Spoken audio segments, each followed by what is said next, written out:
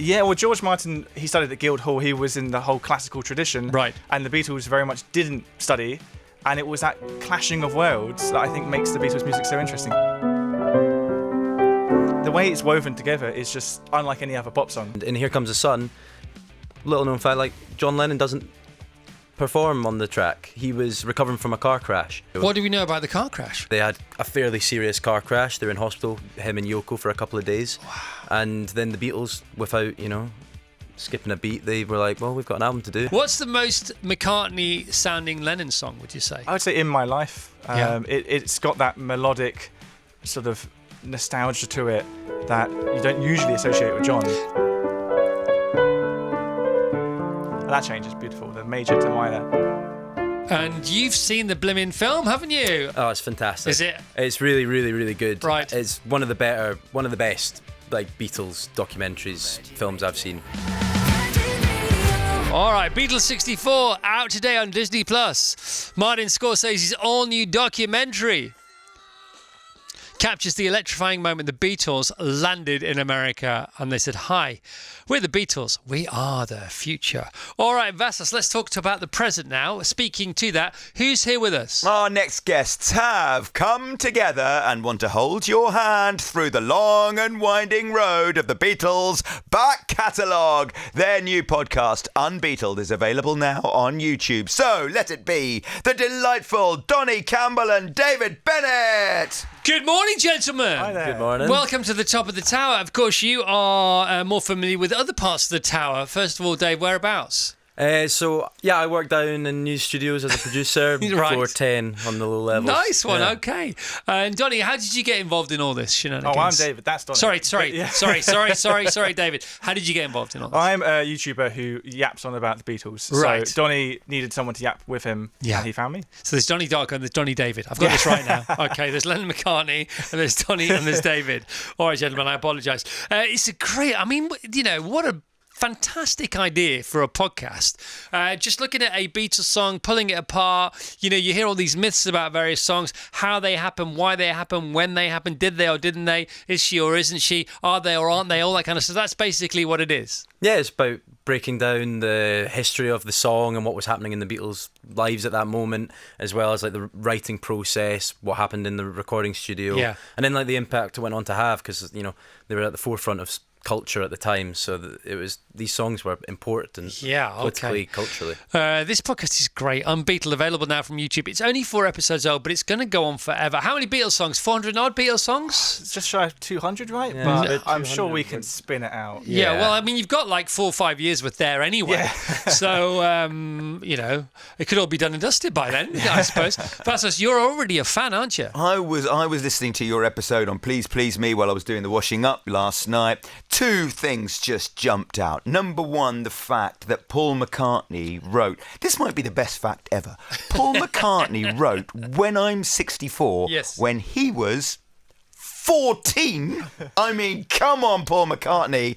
And the other one was, the lovely story, do you want to tell it, about the Edinburgh bus driver and John Lennon and the harmonica? Sure, yeah. So John Lennon was getting a bus from Liverpool up to Edinburgh to see his family up there, and he was sat at the back of the bus, ripping in this small harmonica, this rusty old harmonica, and the bus driver heard him and then told him to come back the next day, exactly where they were, and he gave him a brand new one, and that was sort of like a little gift from the bus driver to say, here's a new fresh harmonica for Did you know all this anyway? Not that one, that was from the reading, but I do have, and we all do, sort of just from growing up, countless hours of listening to the Beatles. Right, so how old are you, Donnie? I'm 26. And how old are you, Dave? 31. 31 years old, okay. So the Beatles just crack on, don't they? The Beatles, unconquered, will always be the true conquerors. Noel, my son, favourite album of all time. We talked about it last night. He said, Dad, top 10 favourite albums. Because we were listening to U2 last night. And he said, Dad, U2 top 10 bands? I said, maybe. And then we started to go through them. And they just about made it in there. Beatles, number 1, of course. My favourite album of all time is Abbey Road. His favourite, and he's only 15, is Sgt. Pepper. What about you two guys? I'm Revolver myself. I used to say Sgt. Pepper. Now I say Magical Mystery Tour, but that wasn't even technically an album. It was a double EP. Yeah. I like it's a nerdy choice, but I just love Strawberry Fields, and that's where that is. Well, let's keep it. The Beatles, for the Beatles see the nerdles. Yeah. The Beatles, they were nerds themselves. That's how come they were so good. Look at you smiling away there, Donnie. You love. When did you first get into the Beatles? Oh, I've grown up with the Beatles. My dad was a big Beatles fan. Yeah. I was taken to Paul McCartney when I was younger, see him live, and the films were on in my house all the time. I grew up with Hard Day's Night and Help, and just when the one compilation album came out, that was peak prime time for me to start getting into music. So I grew up with them the whole time. What about you, Dave?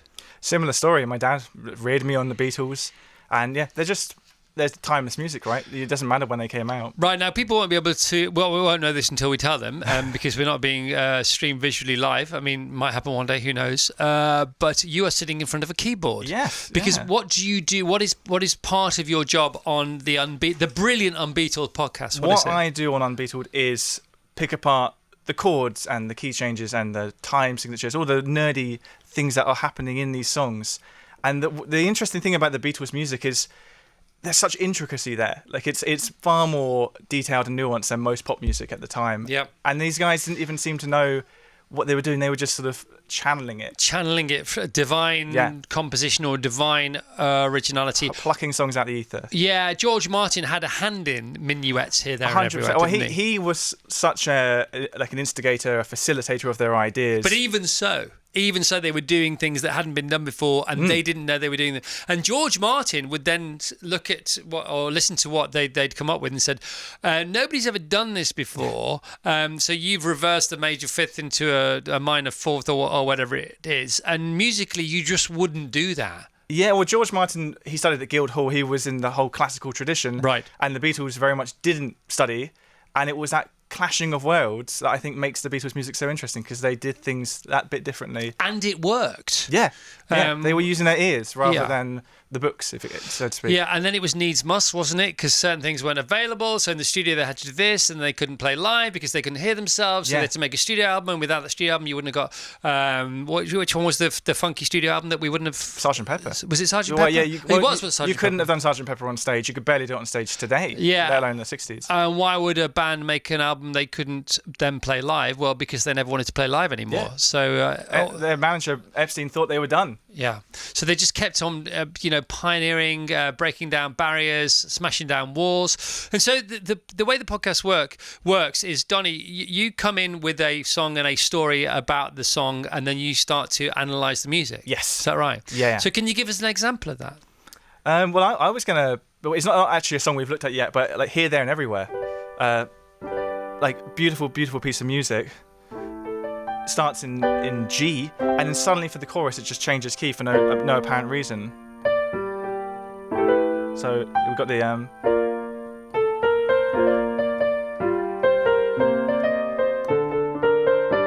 that's in the one key, and then eventually we wind up back in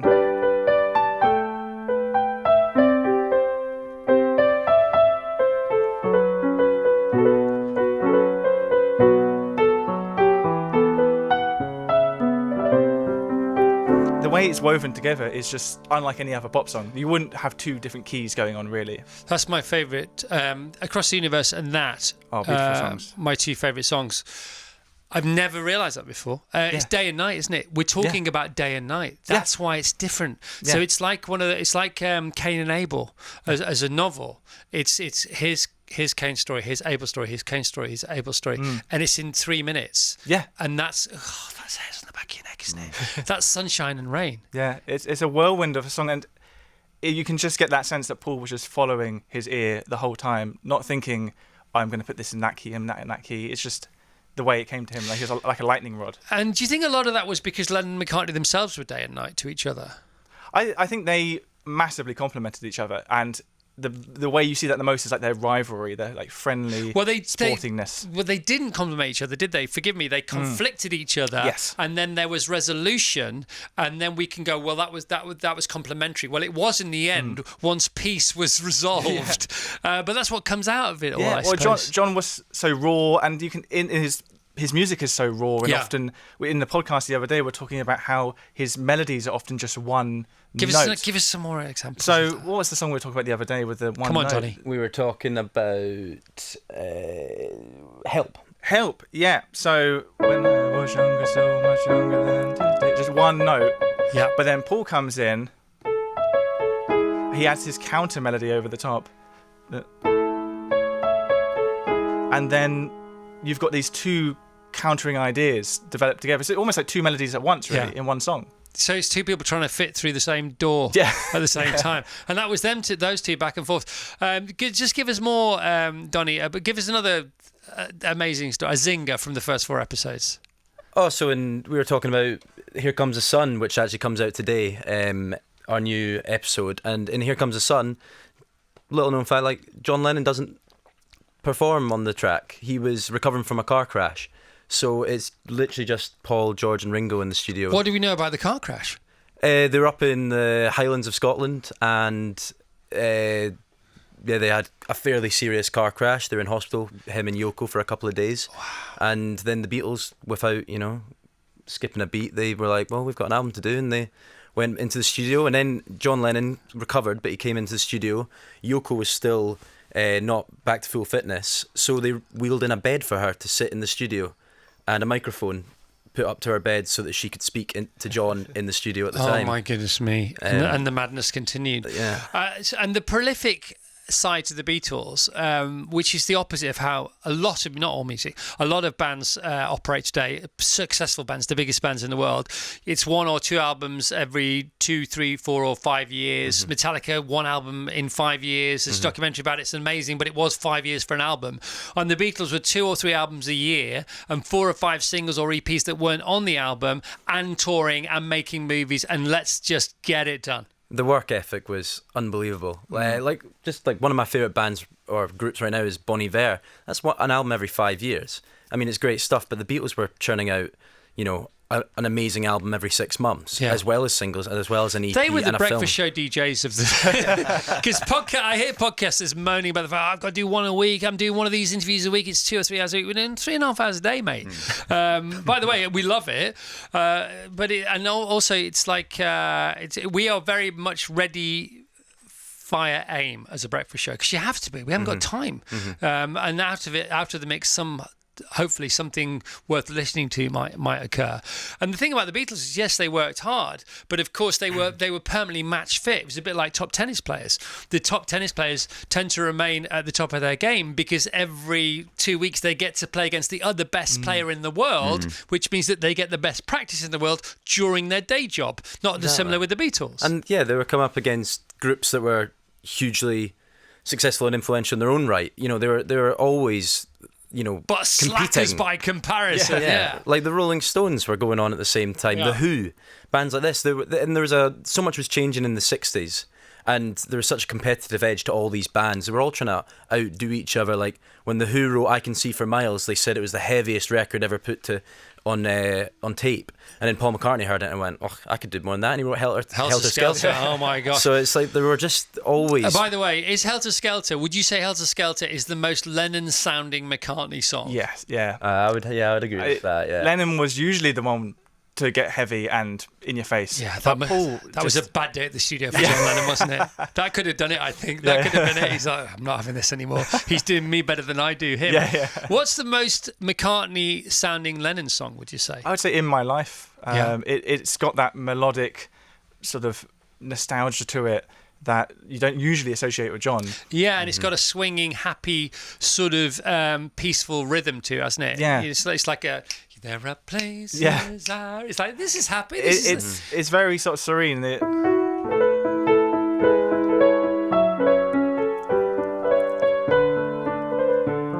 change is beautiful. The major to minor.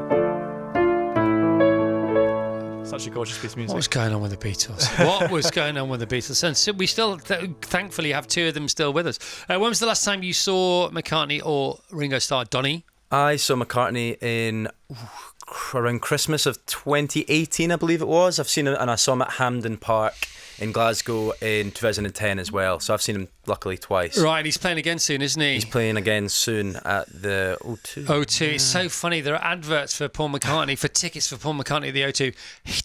who's going to tell him? Because people are obviously just going to tell him who work for him. You don't, Paul. You don't need to advertise. Whatever. We're all going, aren't we? We're all going to go and see that. Well, congratulations. How do you think it's going? It's a brilliant idea for a podcast, Unbeatled. How do you think it's going? I think it's going well. I mean, it's great that David's with us to break down all the music, and our expert David Stark as well. He's got great little facts, great little stories of the Beatles. So yeah, we're just enjoying it. We're getting to chat about our favourite band, so it's a fairly easy gig, to be honest. Easy job. Favourite song, Dave? Favourite Beatles song? Strawberry Fields. Come on, give us a bit. Oh well, we've got that bit at the beginning. The